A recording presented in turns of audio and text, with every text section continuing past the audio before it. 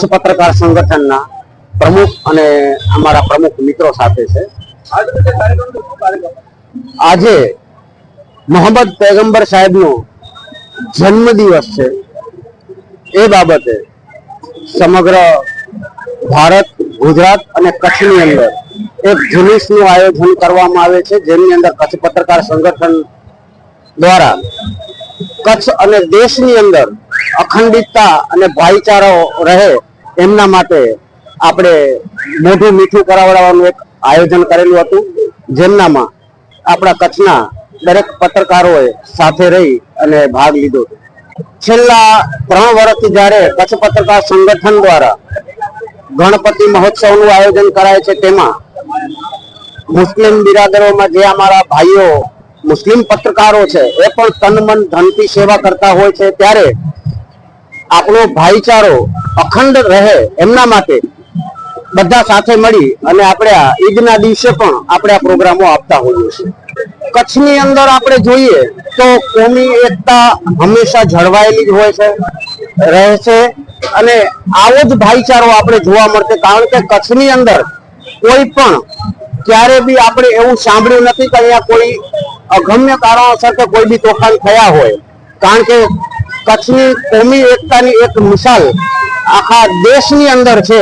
અને કાયમ આપણે તો બધા ભાઈઓને એવું કહીએ છીએ કે સમગ્ર દેશની અંદર ભાઈચારો રહે, અખંડિતતા રહે અને એકબીજા સાથે હળીમળી અને એકબીજાના ધર્મની અંદર એકબીજાને સાથ સહકાર આપીને શાંતિ રાખે। અબ્દુલ ગફુર શેખ આજે અમારા જે पैगंबर સાહેબ હતા એમનો જન્મદિવસ તરીકે ઓળખવામાં આવે છે અને એને ઈદ મિલાદ કહેવામાં આવે છે અને ઈ પ્રસંગે જુલુસ નીકળે છે દર વર્ષે। આ વર્ષે તો બહુ ભવ્ય જુલુસ નીકળ્યું છે, વર્ષોથી ઉજવવું છું અને પત્રકાર મંડળ છે એ તો પત્રકારનું તો અલગ જ કામ છે, પત્રકાર મંડળ આ જુલુસનું સ્વાગત કરે છે એ બહુ મોટી વાત છે અને એને માટે હું પત્રકાર મંડળને પણ અભિનંદન આપું છું। આજે 33માં ભુજ શહેરની અંદર 33 વર્ષથી આજે 33મો જુલુસ મહેફિલે બાગે રસૂલ કમિટી દ્વારા આયોજિત પ્રોગ્રામ ગોઠવવામાં આવ્યો હતો। પ્રોગ્રામની પૂર્વ સંધ્યાએ આજે ઈદ છે અને ગઈકાલે સાંજના બપોરના સમયે ઝુંપડપટ્ટી વિસ્તારમાં મીઠાઈનું વિતરણ કરી અને ઈદનો પ્રોગ્રામની ઉજવણીની પ્રારંભિક શરૂઆત કરવામાં આવી હતી। આજે ભુજ શહેરના આઝાદ ચોક મધ્યથી ઈદની ઉજવણી પેટે જુલુસને સ્ટાર્ટ આપવામાં આવ્યો અને ત્યારે ભુજ શહેરના એ અને બી ડિવિઝનના એલસીબીના પીઆઈ તેમજ રસ્તાની વચ્ચે ડીવાયએસપી સાહેબનું પણ સંસ્થા દ્વારા શાલ ઉડાડી અને સન્માન કરવામાં આવ્યું। એવી જ રીતે કચ્છની કોમી એકતા બરકરાર રહે તે માટે વિવિધ વિસ્તારોમાં હિન્દુ મુસ્લિમ ભાઈઓએ પણ અલગ અલગ જગ્યાએ સંસ્થાના હોદ્દેદારોનું ફૂલહારથી ક્યાંક શાલ ઉડાડી અને સન્માન કરવામાં આવ્યું। પત્રકાર સંઘે પણ શાલ ઉડાડી અને હોદ્દેદારોનું સન્માન કરવામાં આવ્યું છે, તેવી રીતે અમે તેમના પણ આભારી છીએ। ફરીથી કચ્છની તમામ હિન્દુ મુસ્લિમ સંસ્થાઓ તરફથી અને હિન્દુ મુસ્લિમના ભાઈઓને ઈદની મુબારકબાદી શુભેચ્છાઓ શુભકામનાઓ પાઠવી છે।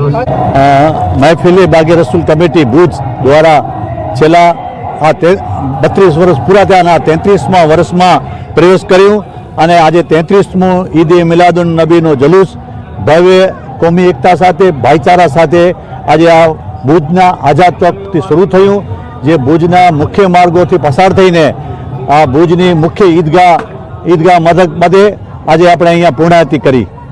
મારું નામ ઉસ્માન ગની છે। અમે મિનાજુલ ગ્રામ સંસ્થા ચલાવીએ છીએ અને મિનાજુલ ગ્રામ સંસ્થા એ એજ્યુકેશનની સંસ્થા છે, લોકોમાં જાગૃતતા લાવે એવી સંસ્થા છે, સારા કામો કરી રહી છે। મિલાદુન નબી વખતે આ વખતે અમે કંઈક નવું વિચાર્યું હતું કે લોકોમાં એજ્યુકેશન પ્રત્યે જાગૃતતા લાવવા માટે અને સમાજમાં જે નશાની જે લત લાગી છે એને દૂર કરવા અને સમાજમાં જે ગંદકી ફેલાવી રહી છે ખાસ કરીને મુસ્લિમ વિસ્તારોમાં એને દૂર કરવાનો સમાજમાં જાગૃતતા લાવવા માટે અમે આ લોકોએ પહેલ કરી છે કે લોકો આ 20-25 હજાર માણસો અહીંયા આવે અને જોઈને કાંઈ ને કાંઈ મેસેજ લઈને જાય, એ અમારું હેતુ હતું અને હેતુ અમે આ બધા સક્સેસ ગયા છીએ અને લોકોએ બધું એમને બિરદાવ્યું છે આ કામને।